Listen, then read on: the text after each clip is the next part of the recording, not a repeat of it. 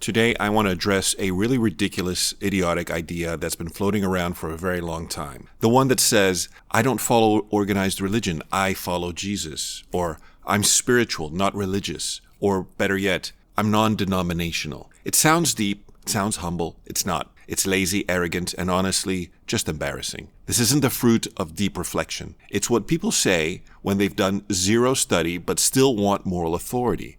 You didn't reject religion after careful thought and study. You never learned it in the first place. You just swallowed the propaganda that it's all man-made, it's all politics, it's all old white guys, and you think you're enlightened. If you say you're non-denominational, congratulations, you just formed a new denomination.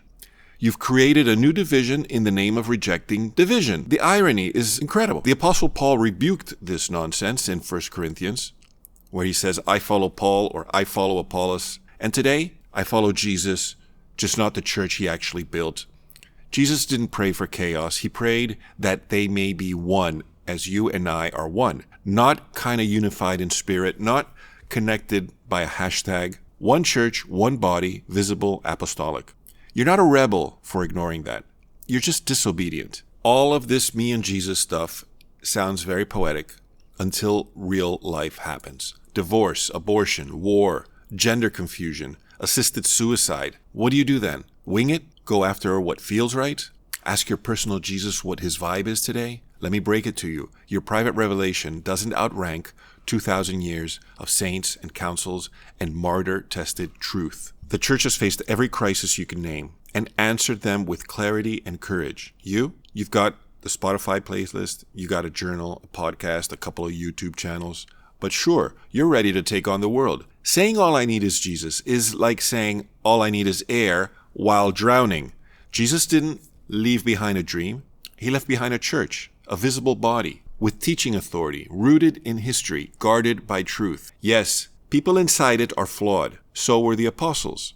But Christ didn't say, when Peter fails, just freelance your own truth. He said, the gates of hell will not prevail against my church. And you're out here with your spiritual YouTube video, thinking you're too good for it? Let me guess. You think Jesus was a chill, spiritual, nomad, hippie type guy, loose sandals, holding protest signs? Reality check. Jesus was born into a very strict Jewish religion.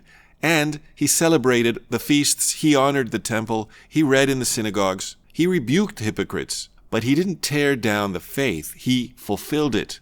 Then he built his church, not a book club, not vibes-based Zoom call, a real structured apostolic church. From Abraham to Jesus, God has always formed a people, a covenant, a body, a structure, not a bunch of lone wolves who feel called. Your solo spirituality isn't brave, it's unbiblical, and it is not Christian. If religion is man-made, then so is your spirituality.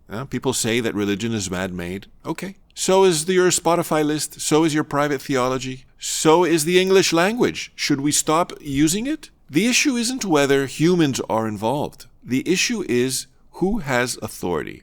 Without the church, your Jesus always ends up looking suspiciously like you. Love without religion is just sentimentality. You would never say, I love my spouse, but I hate marriage. It's too structured. Love demands order, promises, boundaries. Religion is what love looks like when it's lived out in community, with skin in the game.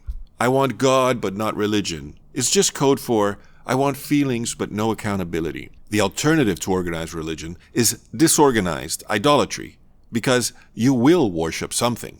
If it's not Christ and his church, it'll be self-help, it'll be politics, astrology, your favorite influencer. So the question isn't, should I be religious? It's, am I worshiping truth or just something convenient? When life gets messy, and it will, your self-made theology will not be enough. You'll need more than the vibes, more than your gut.